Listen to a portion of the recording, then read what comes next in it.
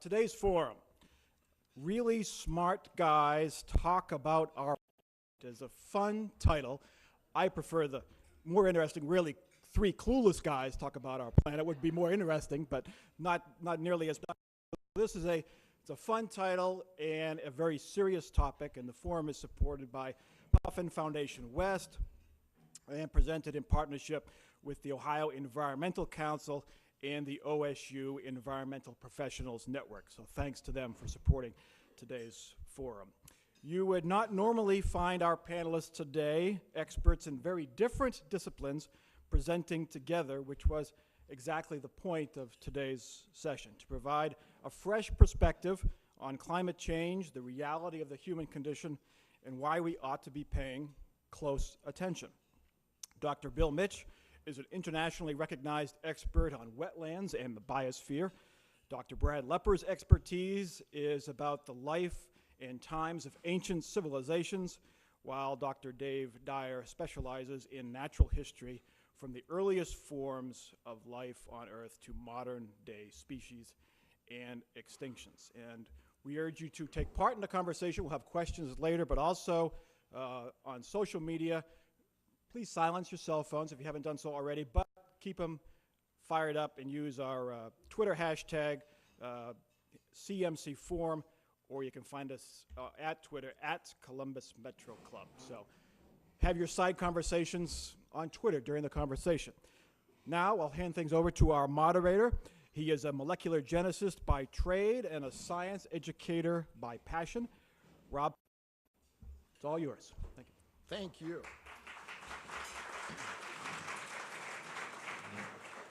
So as was previously suggested, today's panel of experts really represents a wide variety of scientific expertise. We're quite a motley crew up here. But this range really accurately reflects the breadth of issues that we're facing today, both in terms of issues to us as a species and issues to our planet that we inhabit. So in preparing for this, I actually, as we scientists do, reached out to the literature just to see in the last 2 weeks if I could find some examples of these types of issues that I might bring to you today. So just a few of them. We're experiencing drastic changes in our environment. A team of researchers from the United States and Germany has measured the highest level of ultraviolet radiation ever recorded on the Earth's surface. This was done in the Bolivian Andes. Now, a normal UV index that you'll see when you go out to the beach is around an 8 or a 9. A level of 11 is considered significance, and they recorded a level of 43. They attributed this to ozone depletion by multiple causes that you may be familiar with, and 2 weeks prior to their measurements, there had been a large solar flare instance on the sun. We've got growing concerns over the future availability of natural resources. It's been estimated that 1/3 of the world's population has inadequate access to clean, fresh water, and this may increase in the year 2050 to 2/3 of the world's population. Now, recently published in China, they were showing that water resources actually were distributed unevenly in the country, with ample water in the wealthier southern regions and scarce water in the most northern provinces. And the trade between these two regions was heavily impacted their specific access to water in those areas. We're experiencing drastic losses in biodiversity and population shift. In the lake regions of Kenya's Rift Valley, they normally have spectacular pink aggregations of lesser and greater flamingos. Over the last 20 years, these populations have suffered a series of unexplained mass mortality events, during which hundreds of thousands of these birds, over a period of just a few months, actually are found dead. Even with these issues, we have, through our development as a species, we have unprecedented ability to recognize these issues, to take actions, and hopefully to change our own destiny. The National Institutes of Standard and Technology had a net zero energy house that they operated for a year in suburban Washington, D.C. Now, being from central Ohio, you know that this particular winter was very brutal.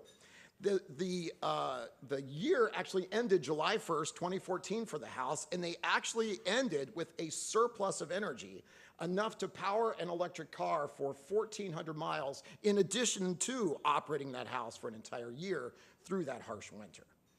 And finally, we're doing this on a planet that we're still discovering for ourselves. Researchers have just discovered a new species of beetle in a cave in the Curator cave in the western Caucasus Mountains. So we're trying to overcome all of this while we're still discovering the planet we live on. And this is in addition to more common topics like impact of invasive species, uncontrolled wildlife trade, pollution involving the carbon cycle, the nitrogen cycle, the phosphorus cycle, rising sea levels, displacement of populations, forced migrations, and in my own particular interest, emerging pathogens like the Middle Eastern respiratory syndrome that emerged just a few months ago, and the current Ebola crisis that is out of control in Africa. That's a huge list, and I could go on and on and on, and we would be here for days. But to start things off then, I thought I would ask our panel of experts what they feel is the single most significant issue facing the planet today. Brad, would you like to start? Well, of course, I'm used to dealing with issues that faced populations thousands of years ago. But I think there's important lessons to learn from that history. And I suppose population increase, from my perspective, would be probably one of the most important challenges we face, because population increase drives so many other factors. Bill, would you like to comment? I concur partially with that, and I think, though, that one of the resources we're going to start having wars over, if we're not already doing so, and we will in the future, in the Middle East especially, is water. We simply have so much H2O on the planet. It cycles very nicely for us, but it's finite, and it's not increasing, it's not decreasing, and it's always going to be there. It's going to shift with climate change, and I really fear we're going to just start outstripping our supply of water that will, not only for drinking water and so on, but to support the ecosystems like the Florida Everglades that I love so much down in Florida. So we're just going to be in a water crisis. We may not know it. We may be fighting wars and call them religion, but they might actually be about water and water resources. Dave? Yeah, and I think probably our main issue that I would touch on would be the loss of species, and that means the loss of diversity throughout the world.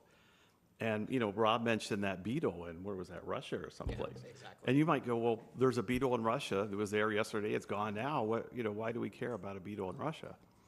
And maybe that's okay to lose the one beetle, but we're now losing species at a rate 1,000 or many thousands of times higher than the normal rate of extinction. So if you look at the fossils through time, they estimate maybe 1 to 10 species a year. You know, if you want to include bacteria and insects, you can lose maybe 1 to 100 species per year. And what we're losing now is in the tens of thousands of species per year. So we lose a beetle there, we lose a bird here, and pretty soon we get to the point where entire ecosystems are unraveling. And I thought that was an interesting way that one writer put it. The whole system that we're used to starts to unravel. One ecosystem unravels, and then all the ramifications from that spread to other ecosystems, and we just get a continual cycle. Does that cheer you up? So we have population issues, we have access to water, and we have issues with biodiversity. So with each of those individual topics, if you would comment how well you feel as a society we're addressing that issue, and maybe provide one example of some way in which we are. Dave, do you want to start? Yeah, I think the way that we're addressing this extinction issue that I just talked about, and you'll see if you come see our exhibit at the Ohio History Connection, we have a new exhibit on this topic. It relates to the 100th anniversary of the passenger pigeon, but we also expand that topic and talk about extinct and endangered species. And one thing you'll see in the exhibit is there's been 5 major extinctions throughout geologic time. And this goes all the way back hundreds of million years to like the Ordovician, and then we get another extinction at the Devonian, and et cetera, through time. And now we're considered to be in the 6th extinction, or the 6th major extinction and loss of species. So kind of the good news in all that is that we're starting into that 6th extinction, but we're not there all the way yet. So we really have time to address these kind of issues and hopefully prevent what could be the 6th major extinction in geologic time. So I think we're making good progress. with protecting endangered species. We're protecting, hopefully protecting rainforests in areas where there's biodiversity. I think that Rob mentioned we haven't even discovered some species yet they're going extinct before we can discover them. So I think we're making good progress, and I think events like this too, where we kind of work to spread that word, I think helps a great deal. With water, there's a simple principle there. Keep the water longer and don't keep draining it off your landscape. If we keep the water longer, we support aquatic ecosystems, we support wetlands, and we balance things out. We have a lot of Dutch in all of us, and we want to get the water out of the land. Now, that's not the context that they have in Asia. In Asia, they always kept the water and had fish ponds and rice paddies. You know, they didn't drain the land. They just used it for food. We have a different idea. It has to be dry land, and we have to get the water off the land and have corn and soybeans. And there's just something wrong with our mentality. We just got to learn to hang on to the water, keep our floodplains wet, you know, March through May. Just hang on to the water longer, and good things will happen ecologically, with the endangered species questions, and of course with the supply of water that we have. Right now, we seem like we're in a story, and down in Florida, it's absolute true. In the summer, they will squawk and yell about it's raining every day, or flooding out, and so on, and I guarantee you that right now that's what's going on down there. You get to March and April, and they will be talking about the droughts, and there's no water, and what do we do? And I'm just saying, hang on to the water. That doesn't mean build dams on rivers. I think that's a dumb idea to do.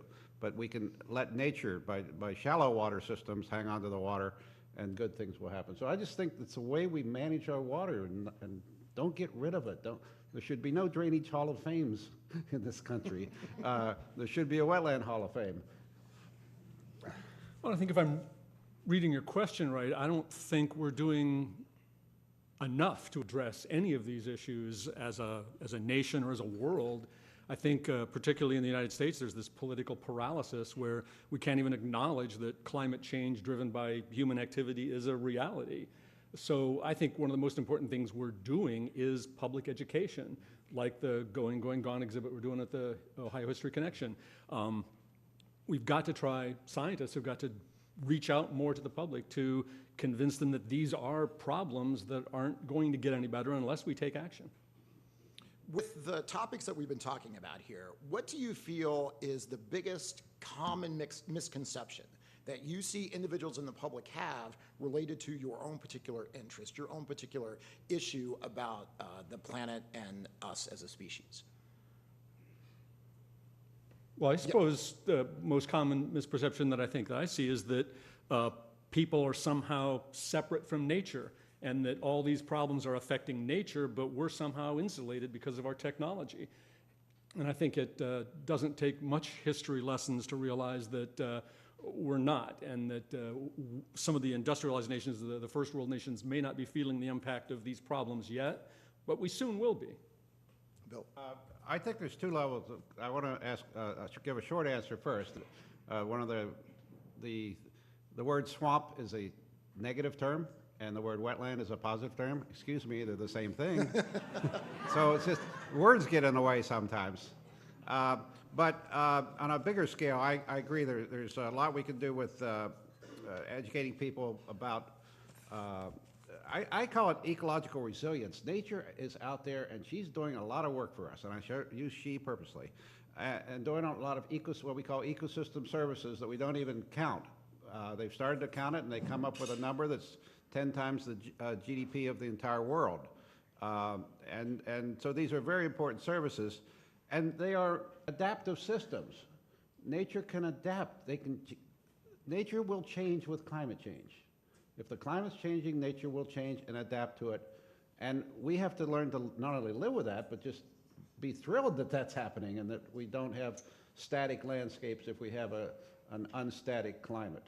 So I'm actually happy that nature is resilient. I guess that's, and yet I don't think people realize that. When you say nature will change with change, do you count us in nature when you make that statement? To a certain extent. We're more adaptable, and we can put through thought processes, and we can move from Columbus to Florida if it gets too cold up here, or whatever. But nature, yes, nature will definitely adapt. So, but we're part of that, and we're part of that whole system, sure. Just one quick example I'll give you is there was a study that was just published this year in the Proceedings of the National Academy of Science that down in Florida, they said the mangroves, a mangrove is a mangrove swamp along the coastline, are moving north along the Atlantic Ocean at a rather dramatic rate. In other words, they're coming up where the salt marshes used to be. And that was a big story, and there was a big press story in the, all over the country a couple months ago. And what's going on there is they claim that it's driven by climate change, not that it's the average temperature is any different in Florida, but they have fewer really cold spells, which is good news if you're moving to Florida, by the way. You know, they have fewer, they really knock out the mangroves cold fronts that come down there, and so the mangroves are creeping north. And that raises an interesting corollary question. Mangrove comes in and takes over salt marsh. Do we go to Monsanto and get chemicals and spray it out of there? You know, those are the kind of real tough questions that we have as things are changing. Again, driven by the fact that there is a climate change of some sort going on. Dave? Yeah, and I'd say you've already touched on this, but again, I'm just going to keep saying it. But I think the biggest misconception is that we can afford to lose these species. And kind of the best analogy I've heard about this is if you're on an airplane and you're flying someplace, and you look out at the wing, and for some reason I'm always sitting over the wing, so I always look out and just see the wing and try to see the Grand Canyon or whatever, but I never see it. And if you imagine you're on that plane and you see a rivet pop out, you know, everybody's like, oh my gosh, you know, something's wrong with the plane. And maybe you can lose a rivet, and your wing's still on there, and the engine still works and all that, so you're fine. And you go along another 15 minutes, another rivet pops out. And then someone on the other side says, hey, we just popped one over here. So, you know, how many rivets can you stand to lose before you get concerned? And when is it too late? So those are things I think is the best analogy to think about what's going to happen. If you lose enough species, you lose enough ecosystems, when does that plane start to crash? And I drive from now on, by the way. Well, and even though we began by having you, each of you take your own particular slice of the pie and discuss it, all of these ideas and the ones that I began with are very interconnected. So I kind of like to take it up to the next level now and say that with all of these issues being interconnected, in your own personal view, where do we start? Some of these have to have more significant beginning points in terms of more severity in their issues and their impact if they were fixed on other downstream issues. So where would you point your finger at a particular place to start if we are going to fix these issues we've discussed? Dave, do you want to start? Yeah, I think, well, that's a good question. And one thing we talk about in this exhibit, and I'm just going to keep plugging it because our marketing staff is sitting here. But if you come see our exhibit, the Ohio Historical Connection, we didn't want it all to be bad news. So we're talking about things dying, and we talk about ecosystem loss, da-da-da. But we sort of end it on what can you do right now to start to make a difference. So we have a big panel on the wall of all these different topics of quick and easy things that you can do starting right now. And you can take up one of our postcards and you can write down these ideas and you can take them home and you can start doing it. You know, you can get a smaller car, or you can reuse and you can recycle, and all the things that we've kind of heard about, but this kind of reminds you that we all can make that difference and we can start right away. And also, if you have other ideas, you could also write that on a postcard and hang it on our wall. So I think if everybody makes a small difference, it'll turn out to be a big difference for everybody. So maybe suggesting beginning with individual responsibility, recognizing that we're part of a larger community, planet-wide, and we each need to contribute to that? Right. Okay. Bill, do you want to comment? I want to make a comment on the rivet idea that Dave got, because I love that. And just by giving a quote from a very famous person in the restoration world, his name was Otto Leopold. And he said, the first rule of a tinkerer, you know, people who tinker with things, is to not throw away any of the parts. The first rule of a tinkerer is to not throw away any of the parts. The parts, in this analogy, is all the critters on the planet, all the organisms on the planet. We might need them someday, folks. And so it is, I do agree with the fact that we have to conserve what we've got now. And in that context, I guess what I'm saying we should be doing is sort of a landscape ecological engineering. I mean, that's the field that we started. We started the journal here at Ohio State 20 years ago, and it's still going strong, of fixing our landscapes, fixing it where especially the aquatic, where the water can stay on the land, where the rivers have places to flood, and just improving that alone will do magic things not only for the local community, but by the way, it will help the downstream people. We will reduce the hypoxia in the Gulf of Mexico. People keep asking me, what can we do about Western Lake Erie? I have the solution. I will tell you right now, I have the solution to it. It has to do with wetlands, and it's solvable. We just have to bring back the big Great Black Swamp, or part of it. And the technology, by the way, has been proven down in Florida, because they've been able to get phosphorus levels to very low levels by passing it through created and restored wetlands. They nailed it. That's one of the good things they've done in the Florida Everglades restoration. Okay. And that technology is available to bring up to Ohio any day that we ask them, or whatever. But it's a very doable thing. So those are the kind of things, landscape changes that can make a big difference on downstream systems, and I think is somewhere where we can make a mark. We're not going to change. I don't think we're going to change the massive amount of energy we use in our foreseeable future. We're not going to shut down power plants on the Ohio River. It's just not going to happen. There's just not enough number. The megawatts aren't just big. There's 35,000 megawatts of power along the Ohio River alone. Mm-hmm. That number is astronomical.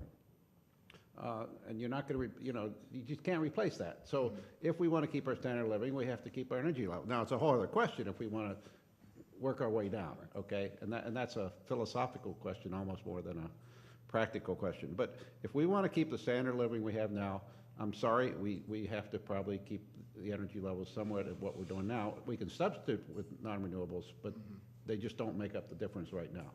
We just don't have an answer to the energy thing. That's the problem. Well, I absolutely agree with Dave that the first steps have to begin with taking personal responsibility, but in addition to recycling aluminum cans and driving a hybrid instead of a gas-guzzling car, I think in a democracy that personal responsibility extends to voting for politicians that support environmental-friendly legislation and becoming active in politics to help move these agendas forward.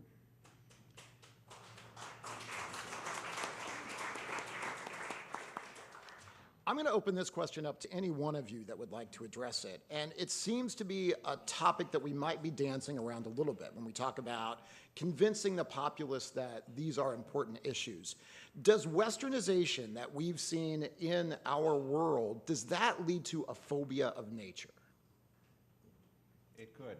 I've been to China many, many times, and I understand the culture of China, and it was much more closely related to what we can call Mother Earth or whatever. It's closely related to what nature could provide for you. And now they're picking up and running with our Western culture like nobody. And they're losing a lot of that important techniques that we're going to rediscover someday. We're going to say, oh, we can do this, and find out that the Chinese did it 2,000 years ago. So yes, we're losing something when we sort of just automatically decide that the Western way is the best way, because the Western way is based on a significant amount of energy subsidy. Like it or not, that's just what we live in. That's the system we live in. And I'm not saying to shut it all down. I'm perfectly happy to live in that society, but I think we just have to realize there are alternative ideas out there too. Yeah, I agree, and I think that phobia of nature, I think, stems ultimately from our insulation from nature with Western technology. We drive in air-conditioned cars, we work in air-conditioned houses. We have a sense that, we hear the thunder outside, but it doesn't really affect us in our sealed habitats. So I think to the extent that you feel insulated from nature, nature becomes something sort of out there that's hostile and that you don't understand it. And if you don't understand it, of course, you fear it. Yeah, I was thinking too before we came out today is that when you think about it, our ancestors had a very close connection with nature, really up until the last few generations. When you think about, they spent every night in front of a fireplace or outdoors cooking or whatever, like Brad said. Now we live in air-conditioned cars and houses, which I like, by the way. That's the last thing I'll give up. But really, I think we really have lost that connection with nature. So I think it's important to go out and visit the parks and go out for hikes and just try to kind of reconnect a little bit. And many years ago at the Ohio History Connection, we used to have, we kind of informally called it Natural History 24/7. And basically that was backpacking trips. So we thought instead of taking people out for 2 hours and showing them some pretty wildflowers, then running back to the nature center for lunch and then driving home, we would take them out for 24 hours a day for, up to 5 days at a time. And, I was pretty used to that, but it was amazing to me to see people who they were afraid of Bigfoot. We literally had people run back to the car and spend the night in the car because they were afraid of Bigfoot. Yeah. So that's a real disconnect from nature. I was one of them, but I didn't want to admit that. And then, you'd see the stars come up and you hear birds that sing at night that you don't hear during the day, and you hear little animals running through the woods that you never would have heard if you were back at home. And really, it was just a real good experience for everybody. And I think if we can kind of reconnect, and that's part of our name, the Ohio History Connection, we want to reconnect with natural history as well. Well, and you segue perfectly into my next question, which is, what can we do then in an educational sense, an outreach sense, in a society sense, to try and bring people back to nature? I have 2 boys, one's 10 and one's 8, and they'd both be happy to sit in front of the TV playing our Nintendo Wii all day long without any real access to nature if I didn't drag them out and say, hey, let's go look at some bugs. And when I take them out there and turn a rock over and there's a creature there, they don't know what it is, they're really interested in it. But what can we do to get people back to nature? Well, I can tell you what we shouldn't be doing, and it happened last year and it's going to happen again at the end of this month, Sharknado. They're fun to watch.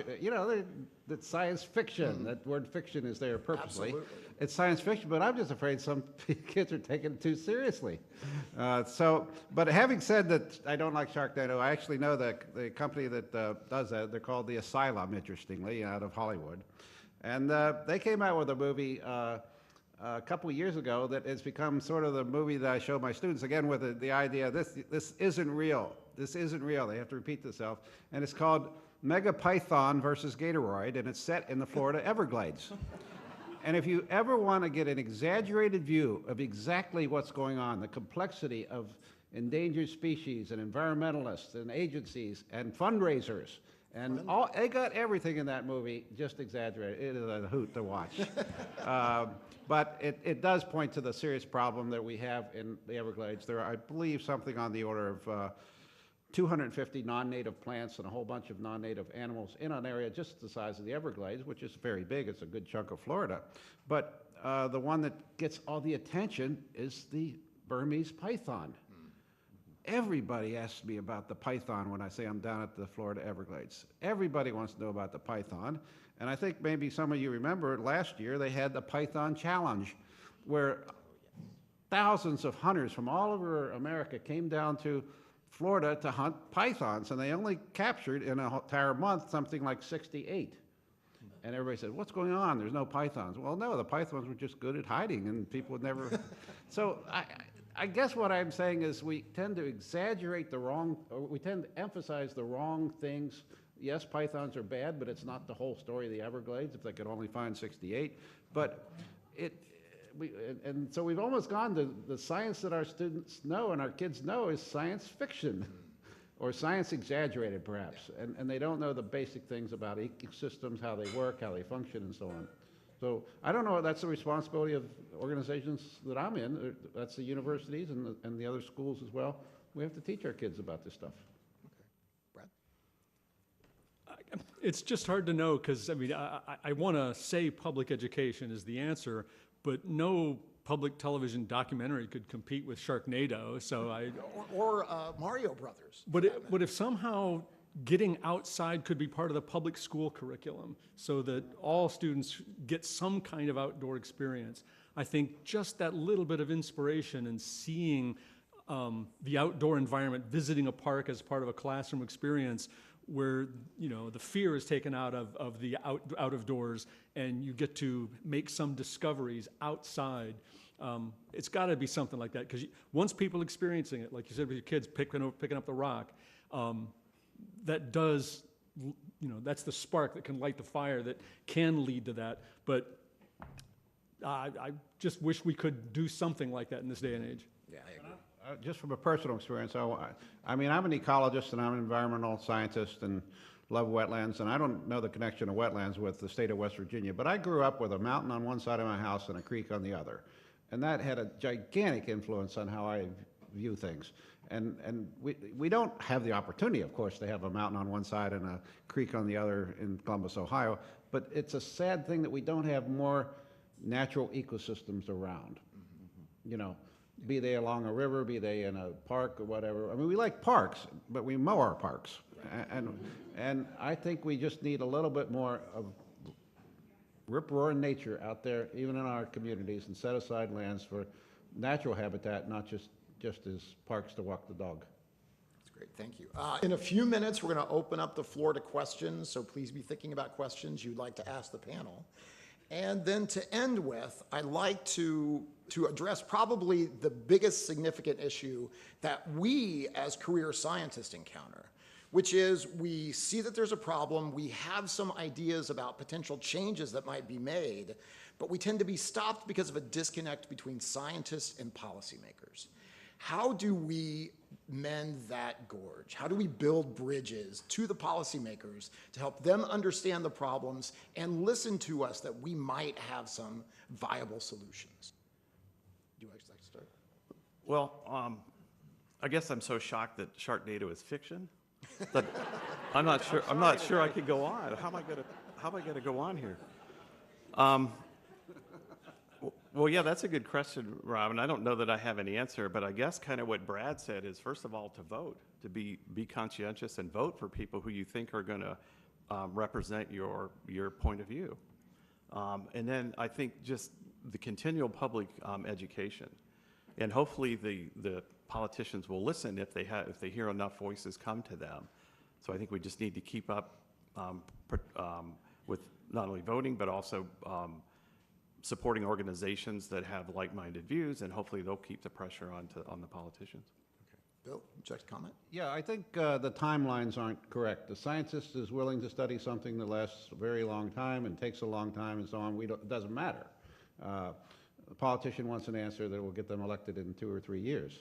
So this need to have quick answers, quick solutions and so on just doesn't match on the policy end with what the science is often telling you. So I think that's one of the big problems, that a politician wants instant solutions.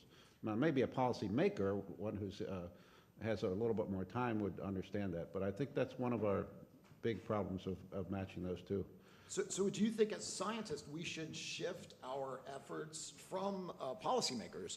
Because the society I'm involved with, the American Society of Human Genetics, they do have a lobbying effort to try to convince Congress to pass bills like HIPAA, if you've heard of that, the Health Information Protection Act. Do you think it'd be more successful to shift our efforts away from politicians then, being that their terms are too short, to other agencies, not-for-profits, other groups that might be able to make more of a long-term impact? Well, we want to influence the people that are making important decisions and have the wherewithal to direct resources and directions to solve these problems. So I'm not sure, but I think we're learning. I mean, in the field I'm in of ecological restoration, we have a mantra that's very simple. It says, Mother Nature and Father Time.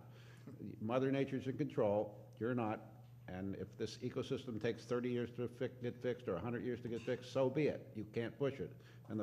So that's the time issue, and the Mother Nature is, you better let natural processes decide what plants, what animals, and so on you have in the system. We can't be on a global scale running zoos and botany exhibits. We've got to really understand that nature's out there and she knows what to do. Brad? Well, I'm afraid I'm just going to be sounding like a one-trick pony or an instrument with one note, but I really think public education is essential, because I think what scientists can do is more scientists can get involved in public education. And I think if they reach out and share their results with the public more broadly, that will educate not just the public, but the legislators as well, because they're the public too. They read the same newspapers. So more public education outreach by scientists. I mean, unless your lobbying group has lots of money to give the legislature along with the scientific advice, they're going to listen to the people with the money, because that's the reality of our political system. All right, just to close this out, we've only got a couple minutes, so we'll try to keep your answer short to this. Is the greatest threat to planet Earth the human species? You want to start, Brad? In a fundamental sense, yes. I mean, we've made the point that we're part of nature, but the level of impact based on our population and our industry, I mean, it's equivalent to an asteroid hitting the Earth. Bill? I just don't like to put humans apart from nature. Okay. So I'll defer on the idea that we're there and nature's here. We're part of it, come on. So, you know, but we're a species, and species do disappear, and it's possible we will someday. So we just have to understand we're part of it. We're not the dominating force, I think, and that will make a wonderful change if we do that. Okay. Yeah, and Bill's right. We are definitely part of nature, but we're also contributing to the demise of it. So the fact that species are disappearing at more than 1,000 times the normal rate means that we're having a profound effect. So I think we are part of the problem, but we also can be the solution. And we talk about that in our exhibit as well, about people, many from right here in Central Ohio, that are making a huge difference in protecting species. And so we can make a difference. Great, thank you. It's CMC's tradition to take audience questions, which is what we'll do now. We thank you in advance for avoiding editorial comments. Please go to the microphone, state your name, and ask your question. If you'd like to start us off. I'm Tom Dugan. Question for David Dyer. I'm curious about why you regard the extinction of species as a critical problem when we have lost millions of species over the history of the Earth. Some of them as tall as this room, and have always come, you know, gotten along and trundled along very nicely without them, just as we probably will without the polar bear and without the snail daughter. Why is it a crisis?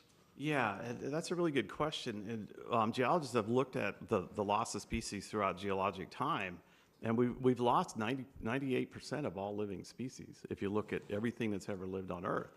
And that seems like a huge number. It's like, well, you know, why should we care about these other species?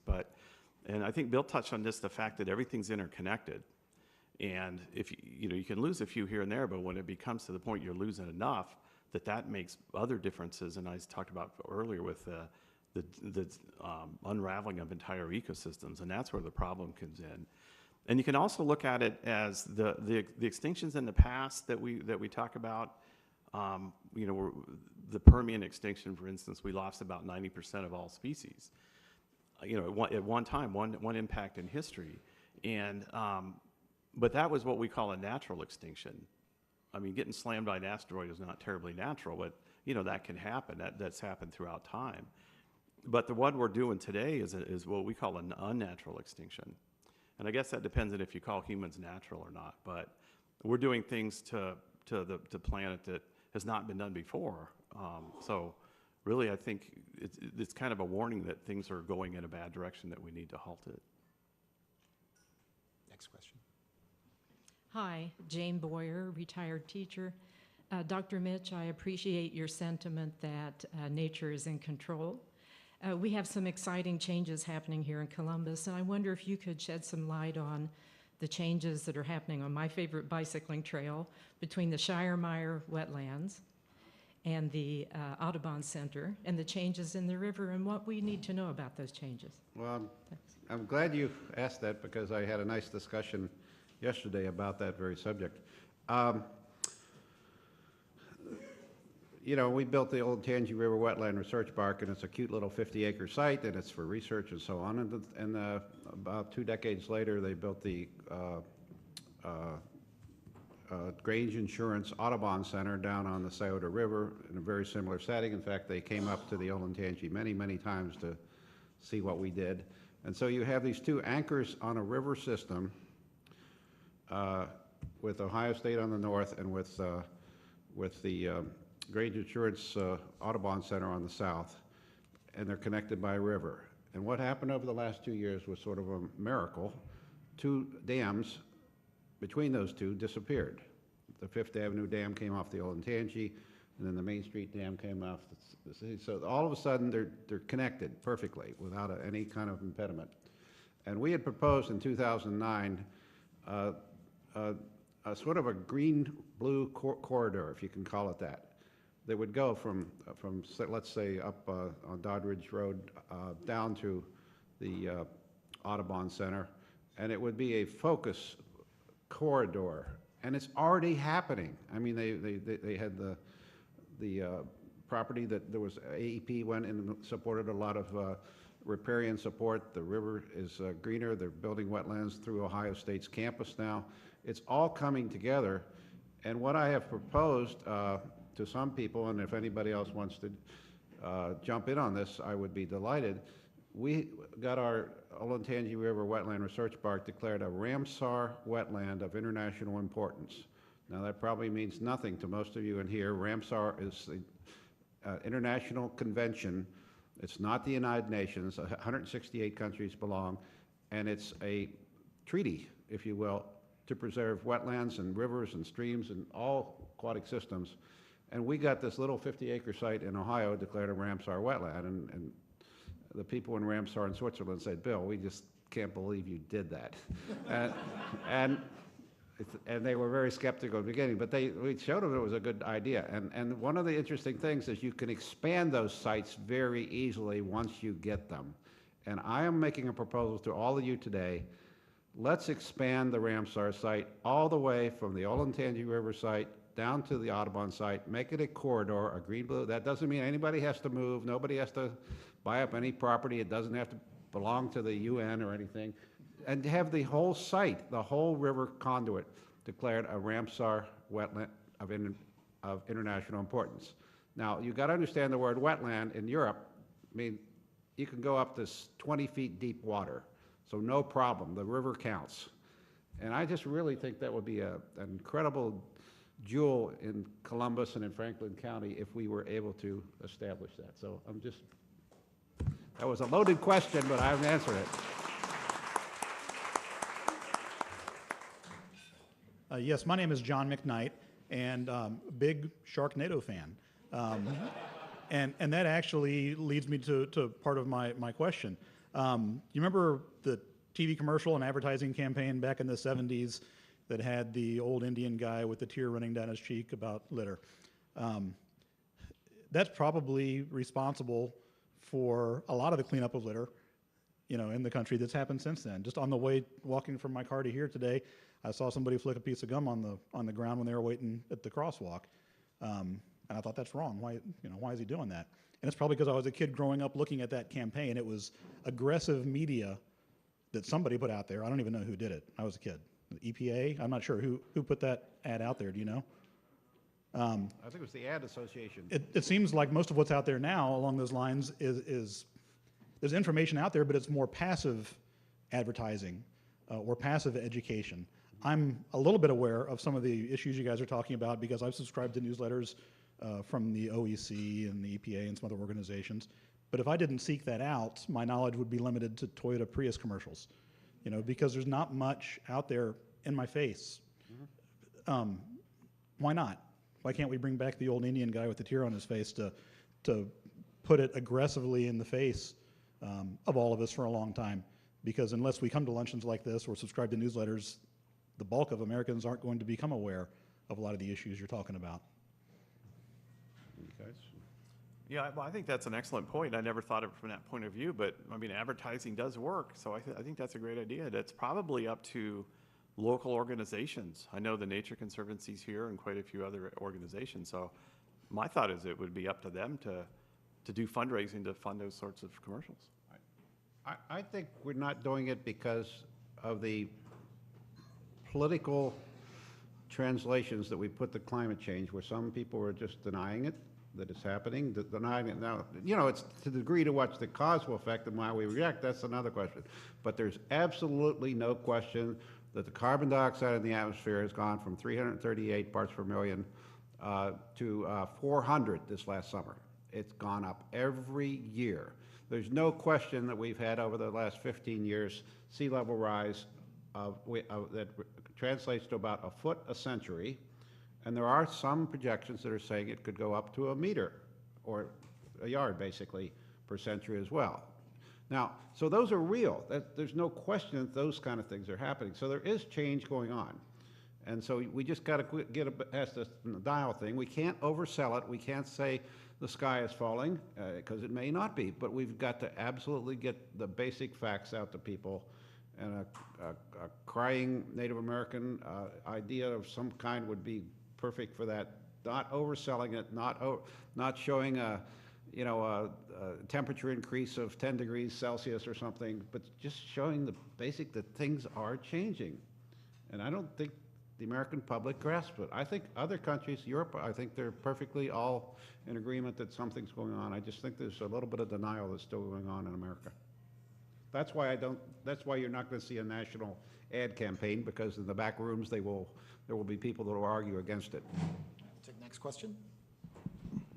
Yeah, I'm David Scott. I'm president of the National Sierra Club. Enjoyed hearing you. Brad Lepper, I want to go to your comment about scientists being involved in policy and also follow up on Dr. Mitsch. The extinction crisis we're seeing is unique in that it's entirely man-made. It was partly driven by habitat loss.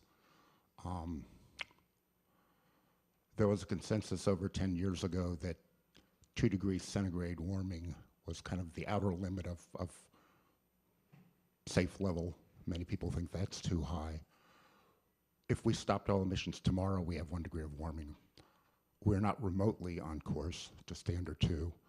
And in all respect, Dr. Mitsch, you vastly, I respect what you're doing, but I think you understate the case. We're not remotely on course to stay at what was agreed to be the upper level of safe warming, unless there are drastic changes fairly soon. Many scientists would tell you we are on a course for catastrophic warming. Dr. Brad Lepper, you were talking about policymakers, scientists being involved in policy. When people like James Hansen of NASA do that, it's often very controversial. And I just wondered if you had any comments about the problem of this kind of political and religious belief that's frankly opposed to the consensus of climate scientists. How do scientists get involved in policy when you've got this kind of intense split between what climate science is telling us and what much of the public and policymakers believe? It is difficult because many scientists have jobs in the public sector where the government supports their research, so they're somewhat limited in the kind of lobbying that they can do. But we've got a large contingent of university professors with tenure that are focused on getting the next peer-reviewed publication out, when a lot of them could be spending more of their time in a public education effort. So those scientists that are in a position to be able to extend into the political arena should be taking up that slack. That's all I could recommend. Unless we could get some kind of tenure for government scientists as well, so that they would be able to be more active in the political arena, but that's not going to happen. Yeah. No, I've noticed it too. I've been tenured most of my life, and that does give you a level of protection when you're dealing with the public and so on, but not entirely. And by the way, the tenure system is starting to disappear very slowly in the university system, and in 50 years it's going to be gone. So that protection that faculty have to say things is going to be gone. That's just what my reading the tea leaves in the university system. But by coincidence either. Yeah, it's not by coincidence. So I don't know. I don't know how we get this consensus, if there is one, on climate change and what is happening and what effects are, but there are some absolutely undeniable facts about it that have to get out. And then we go from there. Is it going to be 3 degrees or 4 degrees warm? We don't, those are things that we don't know, but there are some basic facts that need to get out there, and I don't know how we can do it. Strengthen the science that we're teaching in the universities. The STEM programs are great ideas. I hope they're going to have a long-range effect on getting students literate so that they don't think Sharknado is a real thing. Yeah, Dave. Sorry. No, just getting a more literate, scientifically literate population out there would do wonders, I think, for us to understand a very, very complex system called Mother Earth. Let's take our last question. I've felt that your emphasis on voting, as I'm director of the Ohio League of Conservation Voters, was very on the point, but I see politics and voting as more of a reactive process. What we do in our own lives and our own organizations is where the leadership is. So I want to repeat a question that was asked of you earlier. What would you do, what are you doing in your own life that leads to the change you think we need? Well, I just noticed when I was researching this exhibit that I thought I was doing a lot of good stuff. I thought, I was driving a good car and recycling and all that stuff. But working on specific exhibit and reading about the extent of the problems, it just made me sort of re-emphasize my own personal choices. And I think I've made a lot of additional differences that I hope are helping out. And you can see all these ideas in our exhibit. Can I answer that too? Yeah, I guess in my own life, I'm a wetland ecologist, and I think wetlands are the best carbon sink on the planet. And anybody I see on the street corner, I tell them to build a wetland. Brad, you want to finish us? Well, and personally, I drive a hybrid. We recycle. We live as lightly as we can, and I've spent a large proportion of my professional career to public education.